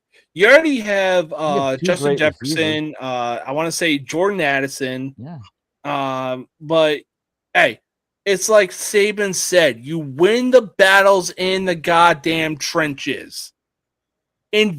The O-line is where it's at. It's like baseball. You gotta find the right fucking pitching. It's definitely you need to win the trenches, man. If you have a bad offensive line, bad defensive line, look what happened in Indiana. That's all they talk about with Indiana. They got thrown around last year in the playoffs. They had no offensive line, wasn't big enough. Their defensive line, right. They went out and just restocked, man. I mean, they controlled they controlled both lines against a bigger Alabama team. So that tells you that's what you need to do, man. I mean, look at the NFL right now. I watch the Steelers. Their offensive line's terrible. We can't throw pass patterns. We have to throw real quick passes because the guys are right on top of Rodgers every time he drops back. It's no way to play, man. You gotta have. I was gonna say one of the best offensive linemen I saw that came through the Pittsburgh Steelers was I'm pretty sure he was an offensive lineman, Alejandro Villanueva. Oh yeah, he was a tackle. Was in the military. He was a tackle. Yeah. Oh my! I'm sorry. If I'm on the opposing team and I see a dude that's a former Army Ranger, 300 plus pounds, hell no! It is the same thing. If I see Ray Lewis down a dark alley, I'm just laying down and accepting my fate. That was 6 years ago, so 7 years ago. So that tells you how long it's been since the Steelers have they've been drafting tackles ever since then. Nothing pans out, so they got some problems, but you got to have an offensive line in the NFL. I mean, you cannot lose the trenches and make it to the playoffs. I mean, even the Bills are struggling this year with it a little bit. The Chiefs struggled all year with it. You saw what got them. So, got to have an offensive line, man. A tackle's worth more than I think a tackle's worth a great all-pro left tackle's worth more to me than a receiver like a Justin Jefferson. Honestly, if you get that bookend guy that you don't have to worry about your quarterback getting squashed from behind. I think that's the greatest need on an offense. Oh yeah. I think the one thing that teams need to look into is the Joe Theismann injury. Like that is easily one of the best films if you're in charge of a team and you need to see like, oh, should we invest in an offensive lineman? Yeah, look what happened to Joe Theismann. Lawrence Taylor was coked out of his mind and was like, nah, fuck that. Bring the goddamn ambulance out here. So you mentioned Indiana went in the portal and got all these beefcake. Well, Vanderbilt did the same thing. Yeah. Like they spent something like $8 million on their offensive and defensive linemen, and it turned them from a fucking 6-win team to a 10-win team. Yep, yeah, that's true, man. When you can protect your quarterback, or like TC, yeah, look at the Bills, Chiefs, and Ben. It's only a matter of time before Joe Burrow wants up out of fucking Cincinnati. They have no offensive line whatsoever. Yeah. You know what? You giving JJ McCarthy a lot of shit for being injury prone, but Joe Burrow is injury prone too, man. Where's Oh yeah, Joe Burrow is definitely injury prone, but Joe Burrow's also shown that he could put up huge numbers, so that's why you got to give him a little bit of a break. I mean, he made it to the Super Bowl. I mean, if McCarthy could put up some numbers going forward, believe me, I'm a Michigan boy. I'd hate to oh, what's that, man? Where's he at? On a couch somewhere? What the hell's that, man? Pittsburgh is a terrible city. Ma, the meatloaf. Yeah, what's up, Arthur? Where are you from? It's only a matter of time, though. Real. That's true. There's rumors about that. Honestly, I mean, I don't think they're real rumors yet, but that's going. Is he from Denver? Yeah, that might be your answer, man. But I mean, you can't sleep on what Denver is doing. But speaking of Denver, Sean Payton, I respect the freaking hell out of you, especially with what you did in New Orleans with Drew Brees under center. But in the 3 years you've been the head coach for the fucking Broncos, and given that it's Bo Nix's second season, you really out here saying that Bo Nix is better than goddamn Drew Brees because he's willing to play aggressive football? Do I think Bo Nix is as talented as Drew Brees? I do. He instantly turned that team around. Like he did really good at Auburn. Auburn got really mad because he lost a game to Alabama, pushed him out. He hits the portal, goes to Oregon, lights it up, goes into Denver, and in year 2, they may be the best team in football. Yeah, but at the end of the day, who are you taking, Bo Nix or Drew Brees? I'm taking Drew Brees in a heartbeat. I mean, Bo Nix to me coming out of college, I thought he was Oregon was running that goofy offense, and I wasn't real big on him. He had some really bad games last year as a rookie. He's improved greatly this year. I'm going to say that he's definitely a quality starting quarterback. But let's not forget Denver's defense is winning games, running game. I still think he's a good quarterback. Don't get me wrong. I think Denver could win I have no problem with your prediction of Denver winning the AFC. I just don't think to compare him to Drew Brees right now this early. I think it's a little crazy. So it was the Broncos Chiefs game that Sean Payton was like, "Oh, I love Bo Nix because he's the type of guy that won't call a timeout. He's gonna play aggressive football. He's gonna do this. He's gonna do that." Whereas Drew Brees, in this type of moment, he's gonna call a timeout. But yeah, you know what? Sometimes it's best to play it safe. Whereas aggressive football, you make one little mistake and that can cost you the game and so much more. Look, don't get me wrong. I love Bo Nix, but I'm easily putting Drew Brees above Bo Nix. Look, man, like let me tell you. So like that's not a question that makes any sense. We got to see an entire career for Drew Brees under Sean Payton and all the yards he was putting up. Ran that offense where he's throwing the ball 40 times a game, and he had some very good schemes. Bo Nix is in year 2. Like that would be like into John Elway. This is fucking crazy talk, though. Nix for the win, Brees for yards. Brees was still getting wins and putting up yards. I will tell you what, I do not disagree with this statement at all. If I want stats, Brees is a stats guy. That's what Brees did. He was like Dan Marino. He went out for the stats every week. That's a fair comment there. Bo Nix does nothing but win. And it's like John Elway. John Elway wasn't throwing for 5,000 yards a year, but that motherfucker, all he did was win. So I think that's what they're saying there, and I don't disagree. Bo Nix is a winner, but Drew Brees is damn sure going to throw for 400 yards a game. So Drew Brees was 172 and 114, a 602 winning percentage. So he did all right with his wins.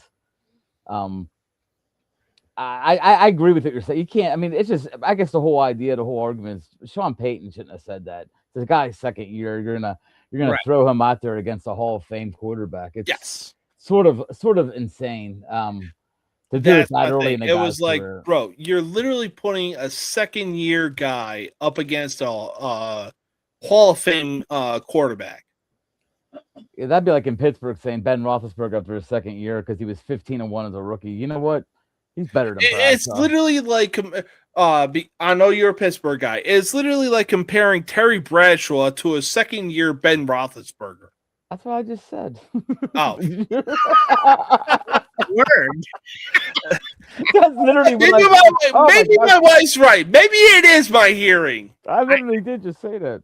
I'm gonna be honest.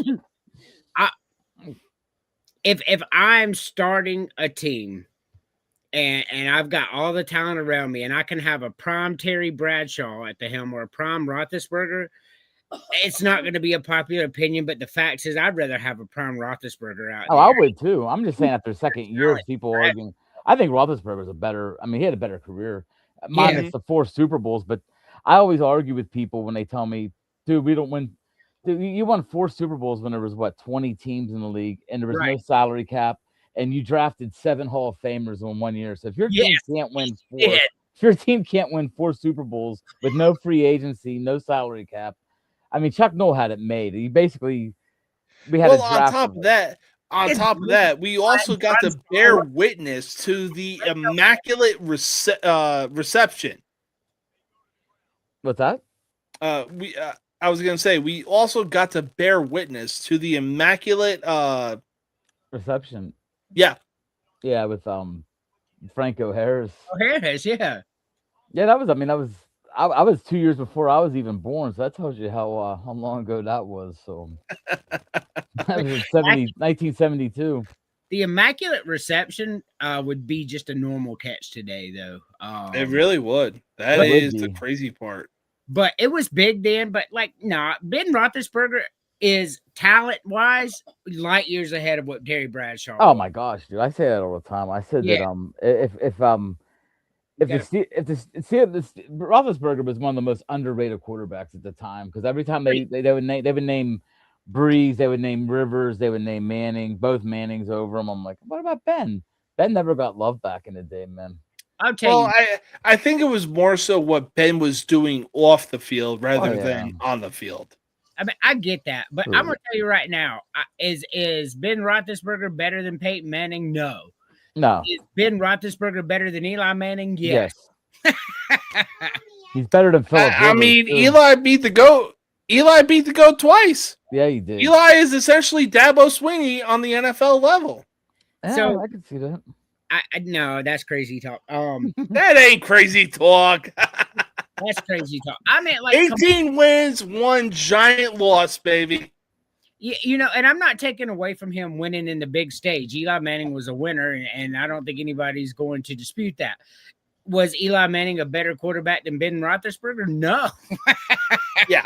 Roethlisberger, You know what? Fair. That's fair. When you look at Ben Roethlisberger and Eli Manning career-wise, yeah, it's definitely Ben Roethlisberger.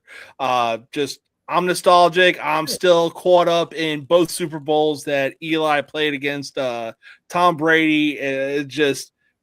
Why? Because Tom Brady literally set the bar. Oh, believe me, I rooted for you modern guys day both times, quarterbacks. man. I rooted for the Giants because I got tired of the Patriots. I'll tell you what, though, Patriots aren't looking too shabby this year either, man. I was about to say, speaking of the Patriots, Buffalo, where to start with you guys? First off, y'all had 5 years to not only run the AFC East and do something to show for it, but also to show that you were going to be the new kids on the freaking block by winning a Super Bowl. Now, I get it. You're dealing with Patrick Mahomes. You're dealing with Lamar Jackson. You're dealing with Joe Burrow and everything like that. But those excuses only get you so goddamn far.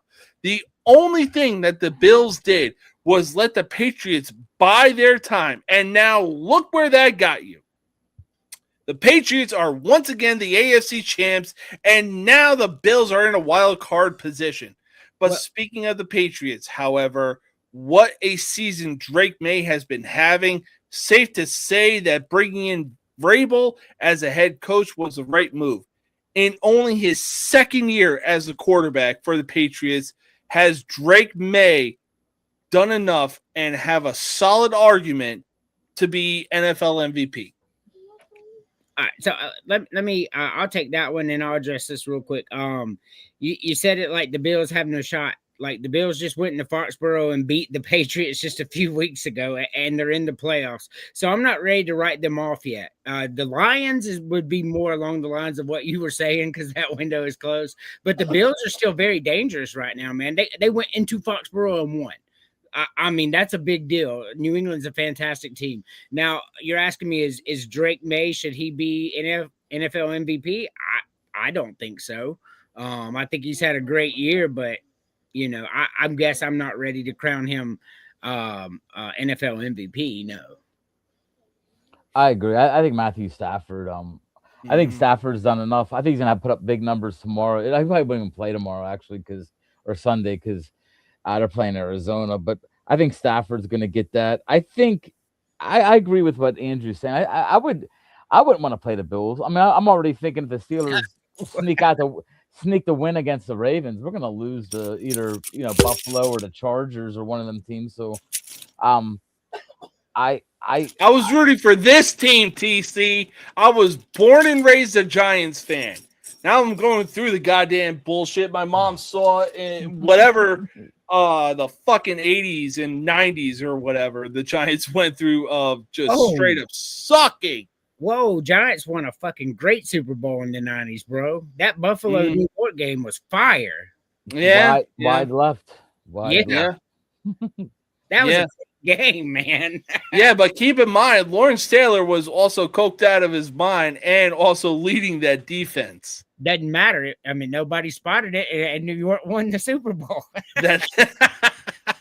that they did. Dude, the Pirates had a guy that was Doc Ellis, who was high on LSD and pitched a no-hitter back in the day. So it doesn't matter, man. It really literally doesn't matter. But I think that I think the Patriots are a good team. I think the other question you asked about Vrabel, I love the Mike Vrabel hiring.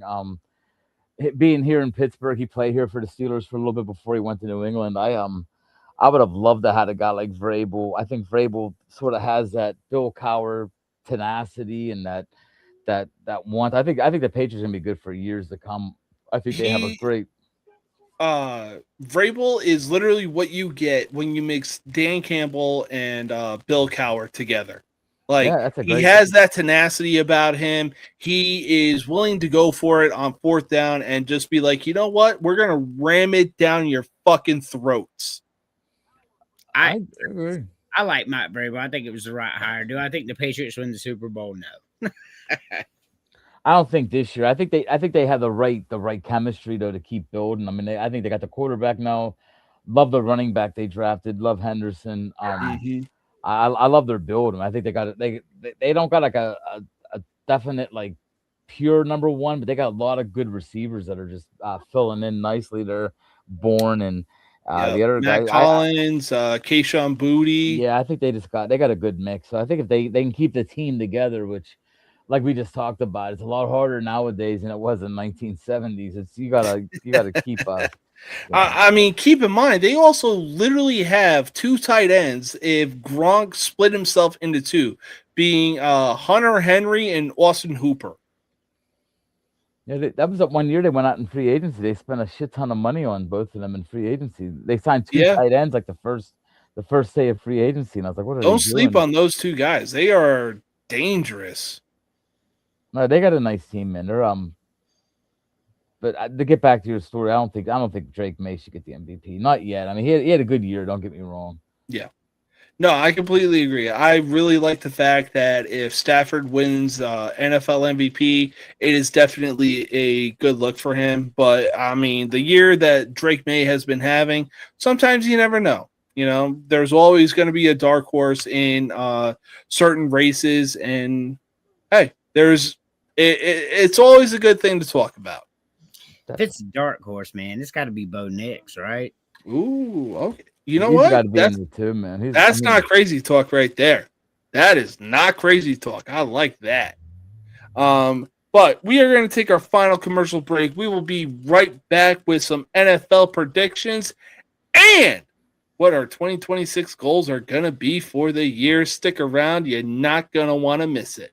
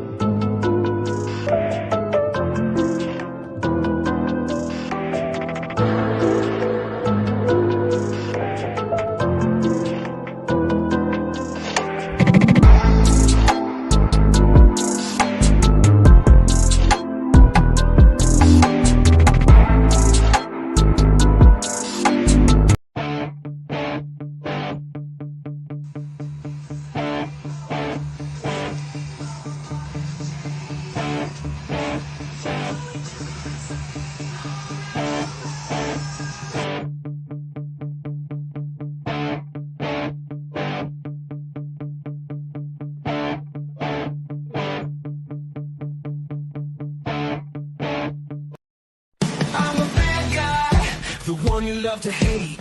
Andrew Anderson spitting truth that just can't wait. Got a podcast like a punch right to your face. College sports villain, taking it over the place. I bring the facts whether you like it or not. Dropping truth bombs, giving it all I got. They call me a villain. Well, I wear that badge with pride. Nothing but secrets they try to hide. Hard rock in my veins, rebellious to the core. I won't back down, won't take it anymore. The bad guy of the podcast world, that's me. Unleashing the truth, setting it all free.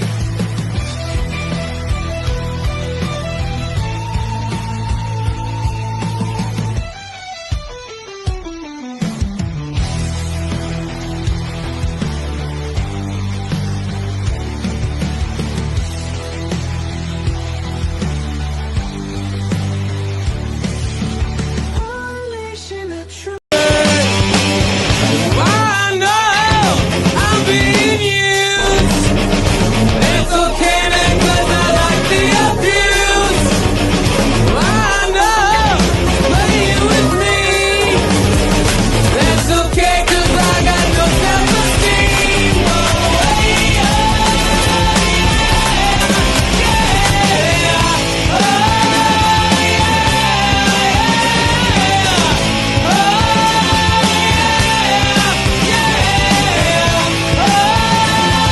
Nobody can stop me now.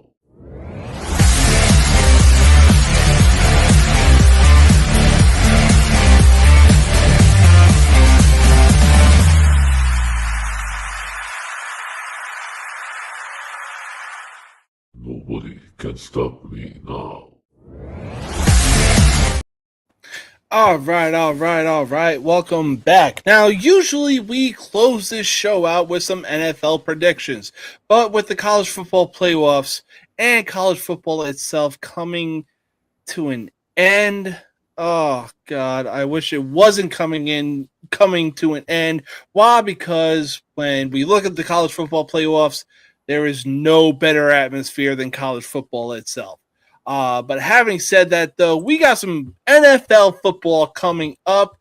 We got some predictions we need to make. First game up, the Carolina Panthers can win the NFC South with a win over the Tampa Bay Buccaneers.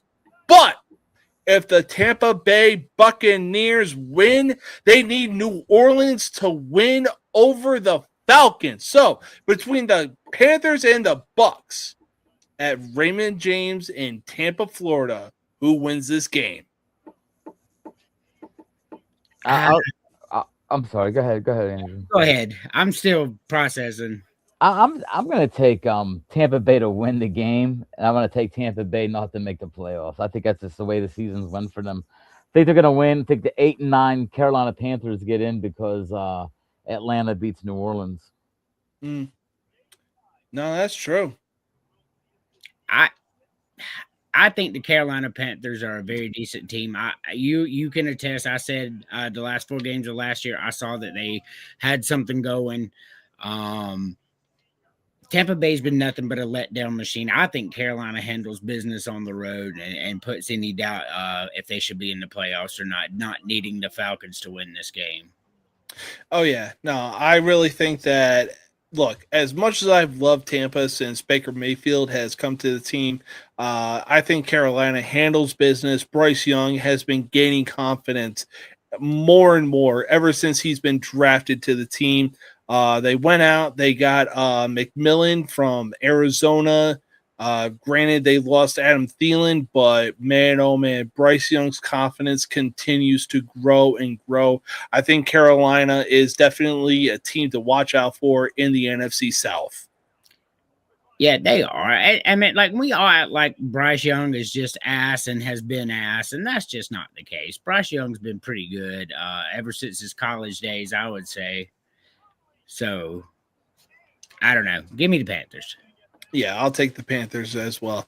Next game up for Saturday. We got Seattle going into Santa Clara to take on the San Francisco 49ers. This one's for the division, right? Like the winner wins the division. I believe so, yeah. Give me the 49ers. I think they're a better team. They're both on a 6-game win streak, which will be interesting. Who breaks the streak? But I'm gonna go with the home team too. I think it'll be a close one. I'm gonna go with the Niners. Ooh, okay. You know what? I'm going to be that guy, and I'm going to take the Seattle Seahawks in this game. Yeah, San Francisco is definitely a tough place to play, but, I mean, the team that Seattle has around Sam Darnold compared to the team that the Niners have around Brock Purdy, Seattle just looks better, in my opinion. That's crazy talk. I'm going to be on some crazy talk for all of 2026. Rest assured that. That is crazy. So, but when the time needs to be, obviously, I'm going to spit the truth and inject some reality. Anyway, so first game up for Sunday, we got New Orleans going into Mercedes-Benz Stadium to take on the Falcons. Man, look, I don't trust the Falcons to do shit. They've won some games, but I mean, New Orleans has won 4 in a row, and that says that they've got some kind of chemistry going right now. Give me New Orleans to win this game. I already said it earlier. I take Atlanta. They just came off. They just beat the Rams Monday Night Football. I'm gonna take the Falcons to stay a little hot here at the end of the year. Yeah, and, I'm going to take the Falcons as well. I think that when it comes to having nothing to lose, the Falcons literally turn into prime Matt Ryan and prime Julio Jones. So, having said that, I'm taking the Falcons in this game. But next up, though, the AFC North is up for grabs. But that is a Sunday night game between the Baltimore Ravens and the Pittsburgh Steelers. For now, we got the Cleveland Browns going into Cincinnati to take on the Bengals. The Bengals are bad. Browns are worse. Give me the Bengals. Mm-hmm. The Browns won their Super Bowl last week by beating the Steelers, so they're going to be coming off of a super high. So give me the Bengals. Browns are going to do it 2 weeks in a row.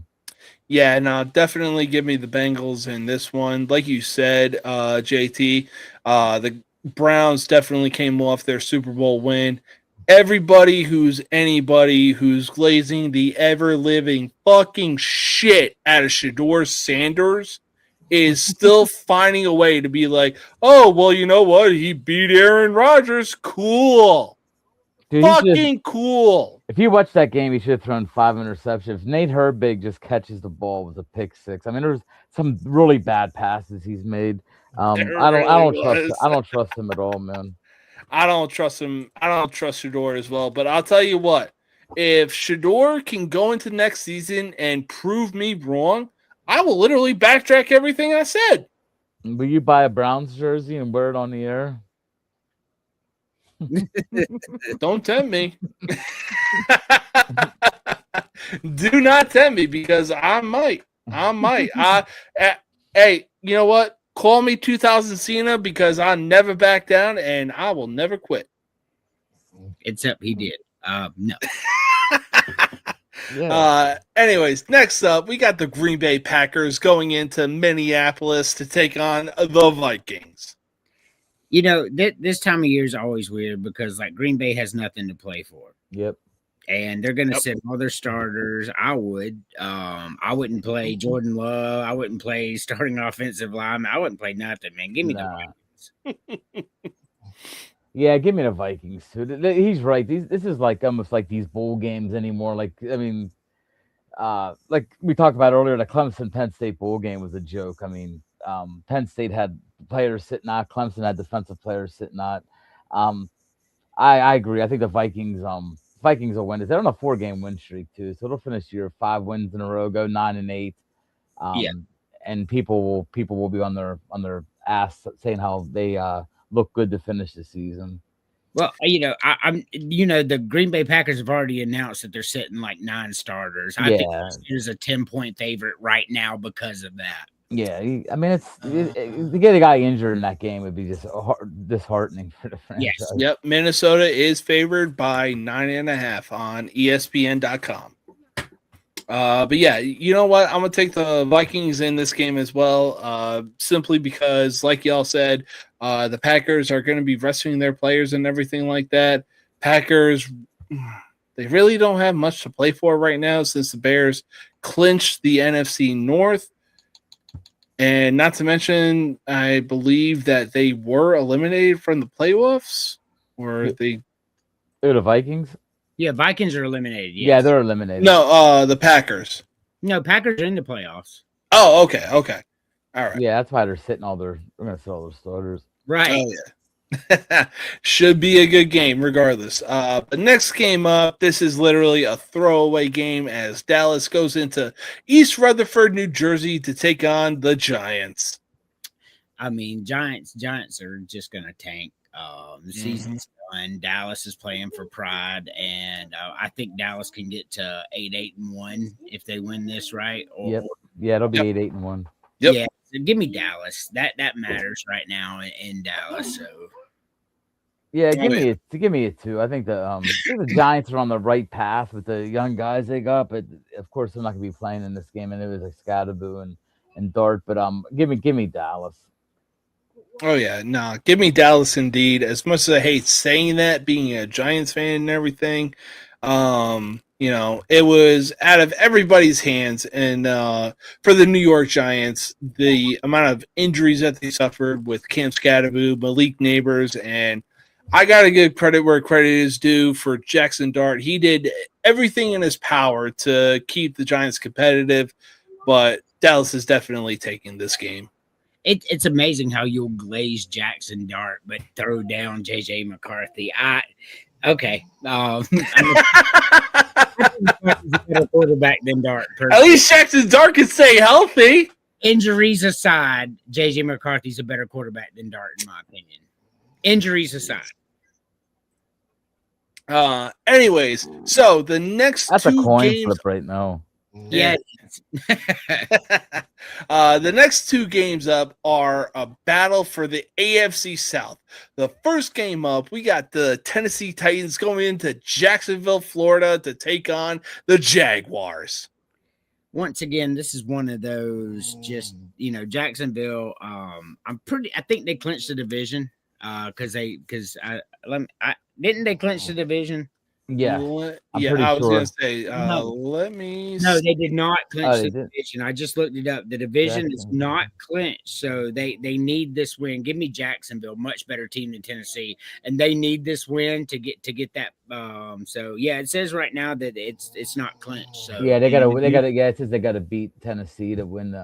Give me Jacksonville, bro. Like that's gonna be an ass beating.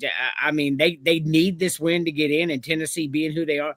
Jacksonville is a 13.5-point favorite because of that reason. Jacksonville. Yeah, Jacksonville's going to play. Go ahead, JT. No, I'm going to say Jacksonville's going to play their starters in the first half and annihilate them and basically get their starters out of there. They're going to crush them. Agreed. Oh, yeah. No, I completely agree.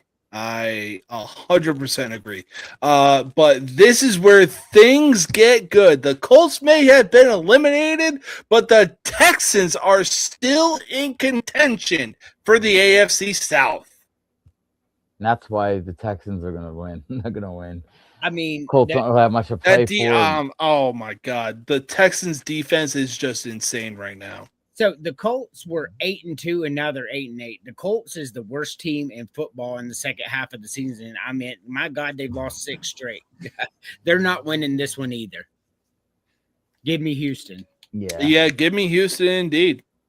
Yeah, are the games at the same time? Do you know? Like, does Houston go into their game knowing if Jacksonville? Yeah, I believe so. Houston plays at 1. They will not know. Okay, yeah, they're going to pound the Colts then. Correct. I mean, not to mention the Texans are on an 8-game Jacksonville is a noon game. Indianapolis and Houston is also a noon game, but I think the Colts versus Texans game is going to end just a little bit after the Titans versus Jaguars game will. I mean, the Texans were 3-5, and now they're 11-5. That's how hot they are right now. So Right. Yeah. Correct. It's that defense. Oh, I know. The defense is Oh, phenomenal. they had a steal getting Will Anderson Jr. in that draft. I agree. Oof. But next game up, we got the New York Jets going into Orchard Park, New York, to take on the Buffalo Bills. This is going to be a landslide game for the Bills. So who is it? The Bills and who? Jets. The Jets. Yeah. So I Buffalo can't win the division, right? I still think Buffalo's backups are better than the Jets, to be honest. Yeah. So- I do too. Yeah, it might not be a landslide, but I think the Bills are going to win with the substitutes. I don't think they got anywhere to. It depends if the Bills might have. They're a wild card no matter what, but they might have to. If the Texans win and they win, they'll both be 12-5. I'm not sure how that plays out, but I don't think it's a big deal. I mean, whoever the backup quarterback is for the Buffalo Bills is easily better than who is it? Brady Cook, Mason Cook? Brady Cook, yeah. Yeah. So X-Men I will Bulls. take the Bills in this game. Me too. Me three. All right, next game up, it is a battle in the NFC North as the Detroit Lions, who have been eliminated from playoff contention, go into Soldier Field to take on the Bears. The Bears have clinched the division. Did they clinch home field too? Or not yet? No, not yet. They couldn't have done that yet because they have to. I'm looking at that now. Oh no, they don't even have a chance at home field. I'm sorry. I'm sorry because they're 11-5. They can't win it because the Seahawks already got 13 wins. So Yep. they don't really have anything to play for except for Actually, they don't have anything to. They could play for the third or fourth or second. They could finish second in the second or third depending on what the Eagles do for the. They could be the second seed or the third seed. That's all they can care about. Detroit is, I don't know. Give me the Bears. Yeah, I think the Lions right now are just totally in disarray. I mean, as much as I love Dan Campbell, I think that team is just they're not in good shape right now. They're not. Yeah, no, they're really not. Plus, you really got to take into consideration the mind that Ben Johnson has because he was the offensive coordinator for the Detroit Lions, and he already knows their offensive schemes. So, yeah, there's that. But next game up, we got a battle of the AFC West as the Chargers go into Mile High to take on the Broncos. So I don't think either of these teams have anything to play for. The Chargers really can't do much better, and Broncos have already clinched the division, and that makes it even tougher because who's playing for yeah, it's like a coin toss. Denver's a better team, so I'm going to go top to bottom, backups and all that. Denver's a better team, so I'm going to go with that logic and take Denver. I'm going to go opposite just because I think Harbaugh's that kind of coach that wants to get that next win no matter what. Even though he might not play his starters, I think Harbaugh will want to win more just to say they finished with 12 wins. So I'm going to go with the Chargers. Ooh, okay. You know what? I like that, but I'll tell you what. Denver has been playing some serious lights out football this season. Give me the Broncos in this game. The Broncos are a 13. 13. 13.5 point favorite too. That's crazy. Oh wow. Yes, sir. Chargers must be sitting people is all I can think. So there's definitely a whole bunch of throwaway games. We're going to skip all of those because there is one game that matters that will decide the AFC North. It is on Sunday Night Football as the Baltimore Ravens go into Pittsburgh to take on the Steelers for the AFC North. I'll go first here because this is JT's team. Steelers, all they had to do was beat the Browns and they won the North. That's how simple it was for them, and they didn't do it, and that's a problem. like the Browns, that no reason even staying around in that game, much less winning it. Tells me something's broken in Pittsburgh right now. To lose to the Browns during the game that you could have clinched the division. Give me the Ravens.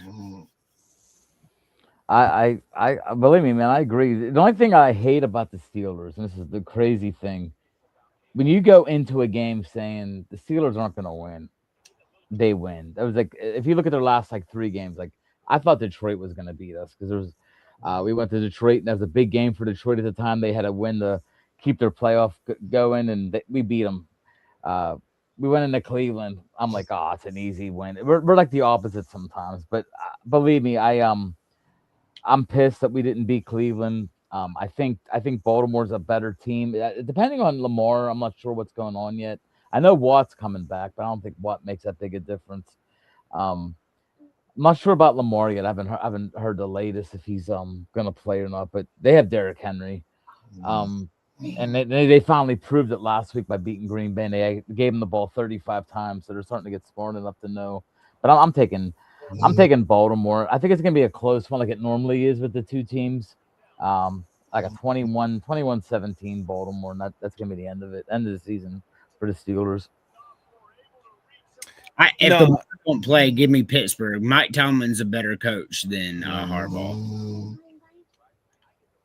A lot of people in Pittsburgh would love to see them get traded for each other. That's just how dumb some of the Steeler fans are. So I'm just saying, if the Steelers don't want him, man, down here in Atlanta, man, we got.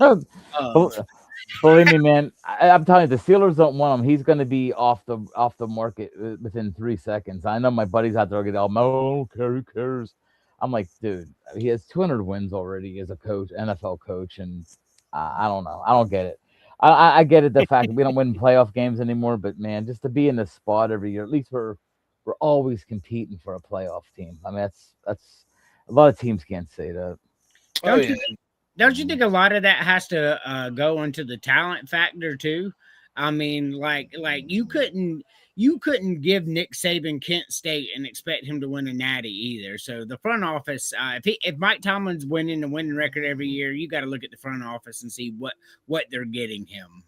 Is where I'm at with that. No, you're right. I mean, the Steelers got talent on both sides of the ball, and they usually do. We have no receivers though. That's the other part of it. I forgot to say that we have no DK Metcalf. Calvin Austin's coming back. He's no way a number 1 receiver. We have no receiving, man. No receivers. Yeah, no, I'm definitely going to have to take the Ravens as well in this game. I believe I saw an update from ESPN that Lamar Jackson has returned to practice. But obviously one thing that has been brought up was that he was falling asleep. But you know what? Both teams really have nothing to lose in this game. It is really a toss-up. So give me the Ravens in this one. They have everything to lose. It's win or go home. It's the biggest game of the year. Yeah, but it's also like when you look at the AFC, you look at the Broncos, you look at the Patriots, you look at the Bills. Like both the Steelers and Ravens are like, you want this division? No. I don't want this division, especially look who's in the fucking playoffs. No, I get that, man. I get before they beat the undefeated Patriots. I mean, that's true. The Steelers beat the Patriots this year. That's what I mean. The Steelers beat teams that they shouldn't beat, but they lose the teams that they shouldn't lose to. That's just the way. That's been our calling card forever. And I think it's what drives people more nuts about Tomlin is we'll go out and beat the Ravens. We'll go out and beat the Patriots. We'll go out and beat these teams, and then we'll lose to the Browns. We'll lose to we got waxed by the Chargers earlier in the year. We got waxed by the Seahawks first game of the year. So it's just the way people are in Pittsburgh, man. Pittsburgh people are rough, man. They're rough to be a guy who I'm trying to be a media guy. They're just very like they're owed stuff. Like they're not owed anything. Yeah. Man. Well, I'll tell you what. You may not have the baseball perspective, but at least you got the football and hockey perspective. Oh yeah, I mean, I want to go ahead and throw out. It's real sad that Pittsburgh don't have a basketball team. That makes no sense. I agree with you, man. I've always wanted an NBA team, but it's getting harder and harder because now they're going to expand, and they basically got their 2 teams already picked out, so they're not going to get one. Correct. Yeah, no, for sure. But like I said, usually we close out with NFL predictions, but because it is the new year, we always need to make New Year's resolutions to be better versions of ourselves. So, having said that, gentlemen, what are your 2026 goals going into this year?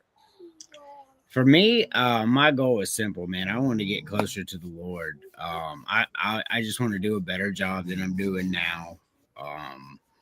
That's that's what I want, to get closer to the Lord. For me, in this earthly world, I want our network to grow and become something of respect and value, to where we still give thanks to the Lord while we do it, but we get to do this for a living. Those are my goals. Hell yeah. Yeah, I agree. I mean, I've been I pray every day. I've never done that before, but the last 10 years since my father passed away, I learned that you gotta give thanks. You gotta appreciate everything you have. I don't care if you're driving to work and it's pouring down rain. Just you see. Sorry, this comment is sending me right now. I pledge not to get frustrated with Pirates ownership. That is a goal if I've ever seen one. That's not gonna happen though. But yeah, I agree with what he says. You gotta find a way to always be happy, man. I mean, positivity means a lot in this world. People might not think that, but you stay positive. Good things happen for you and your family. They do. But the other thing too, I want to keep improving. I want to keep growing. I want to keep what I'm doing. I had a rough 2025 at the beginning. I got the guy stopped paying the writers from where I was working at before. I had to get a new job. Got a new job. I was making less money than I did before, and then this year ended. Like I said, I was positive. I never got down with myself, and I ended up getting a job that was better than the job I had before, the writing job where I had to quit. So things work out sometimes, man. It might not be exactly the way you want it to work out, but God's working for you, man. Right. Agreed. Oh, thank you, TC. That's right too. That's the other goal of mine, to have a healthy I got a grandson coming, so I want a healthy grandson. So put that in there. Hell yeah. I pray for a healthy birth and everything like that. I know birth is definitely tough, so yeah, definitely. So my 2026 goals are I plan to get back into the gym, get back into working out, being a lean 250 pounds the same way I was 10 years ago. Another thing I plan to do is I am working right now, but like Lil Wayne said, real G's move in silence like lasagna. I am invested in this media network. I will die on this hill of this media network. So anytime I'm closing right now, whether I'm working, whether I'm on my day off, oh, you already know I'm gonna be doing my thing. But aside from that, like you said, you plan to embrace the Lord even more. I embrace the Lord Jesus Christ and God every single day, but I embrace, to me, who is arguably the GOAT and clapped Lucifer out of heaven, Saint Michael. I plan to embrace him every single day of my life going into this year. Saint Michael the Archangel. If you don't know who he is, I highly suggest looking him up. He is the patron saint of military first responders. He has a prayer that you will not be disappointed that you will read. Like I said, I fully embrace Jesus Christ and God, but one thing I plan to do is Saint Michael the Archangel even more. Why? Because just me serving in the military, knowing what he does, just you can't beat that. I love Jesus, but my man is Saint Michael the Archangel. So, but gentlemen, I want to thank y'all for being able to come on to the show, being able to talk the topics that we talked about. I hope y'all have an awesome 2026. It's going to be an awesome 2026. I cannot wait to see what this year embraces for us. Stay safe, embrace God, embrace the Lord Jesus Christ. Stay safe out there. Good night, guys. Thanks, man.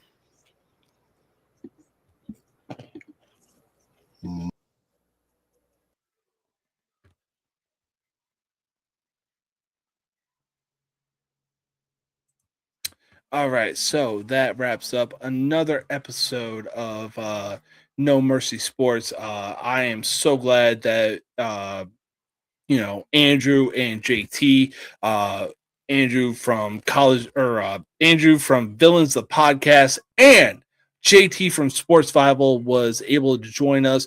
We were able to talk about our goals for 2026. We were able to talk about some very serious college football topics and some NFL topics.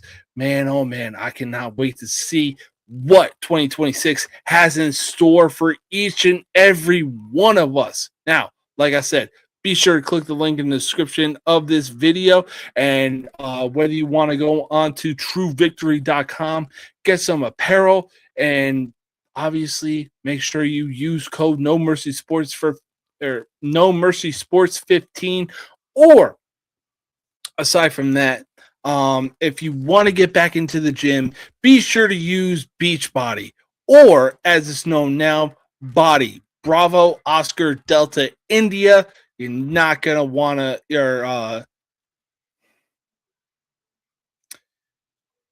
just take my word for it. Body is an awesome at home workout program. You're not going to want to miss it. And be sure to use code James K Body, Bravo, Oscar, Delta, India. It is an awesome at-home workout program. I'm telling you right now. I hope everybody out there has an awesome 2026. I hope everybody out there, whether you're a first responder or military, you embrace St. Michael. You also embrace the Lord, our Lord and Savior, Jesus Christ. But until then, and until next time, peace